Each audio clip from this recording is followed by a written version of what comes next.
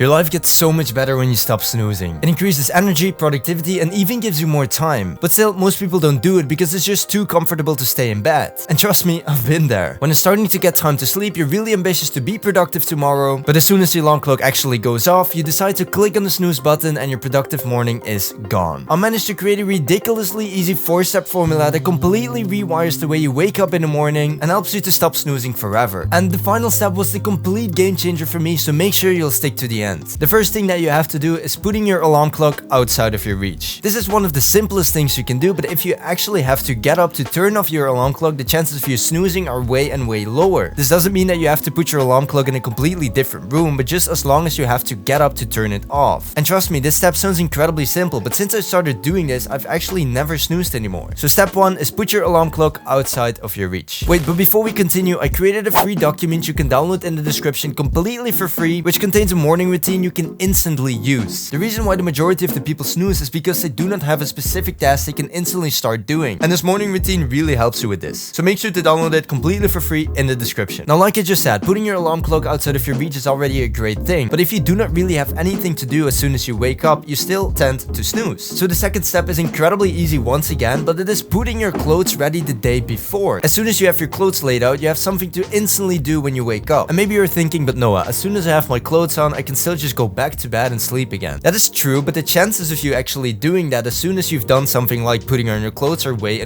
lower. Because if you think about it, it kind of makes sense. In the first minute you're awake, you feel like snoozing the most. But usually, the longer you're awake, the lower the tendency becomes to go back to bed. And I know that for some of you that's not the case, but just remember, the first minute you're awake, you feel like snoozing the most. So that's why it's so important to do something instantly when you wake up, like putting on your clothes. Now, maybe you're wondering, okay, so I put my alarm clock outside of my reach, I put my clothes on, but now what? Well, that's actually a really good question, because if you do not know what to do next, you're probably gonna go back to sleep again. And that's where step 3 comes in, because you have to plan your day the day before so you know exactly what to do when you wake up. The key is to start with something that you generally like to do. For example, taking a walk outside. It doesn't really matter what it is, as long as it just has a positive impact on you. Now, the more you enjoy the task, the lower the chances that you're going to snooze. Now, this is where the important part comes in, because you have to keep adding tasks. A viewer from a different video commented that he can just wake up, put on his workout clothes, do an actual workout, and then still go back to bed. So don't just add 1 or 2 tasks like putting on your clothes, going for a walk, and then just doing nothing. Have a full plan for your morning, at least until the morning is over. And again, this is where the document with the morning routine comes in if you struggle with making a morning routine yourself, so make sure to grab it in the description. But there's one other thing that you have to keep in mind as well. Because remember, the 1 or 2 hours or maybe even longer you usually snooze is time that you can spend on productive things. As soon as you click on that snooze button, your productive morning is gone. So as soon as you're laying in bed, you have a decision. Am I going to do something productive this morning, or am I just going to sleep? We both know what's the most comfortable, of course, but I think you also know which option is the best. So tomorrow morning, make your decision wisely. Now, like I said in the intro, step 1, 2, and 3 are amazing, but step 4 had the biggest impact on me to stop snoozing. Because if you want to delete snoozing forever from your life, you need to have something that motivates you so much that you do not even want to go back to bed. To do that, I created a list for myself of the things that I really want to achieve. This list starts with the line, what is it that you really want? And below that, just a description of all the goals that I have for this year. So as soon as I don't feel like waking up in the morning, I just read that list and it instantly gives me enough motivation to get up and to start working on my goals. Now, I can understand that it's sometimes very difficult to find something that motivates you so much that you do not even want to go back to bed. So if you need help with this, make sure to check out the Ndup Mastery Academy with the link in the description. It's my self-improvement community where I and other people help you to achieve your biggest goals. Currently, you can try the community for 7 days completely for free, so if that sounds interesting, make sure to check the Ndup Mastery Academy with the link in the description. And then thank you so much for watching, and I'll see you in the next one.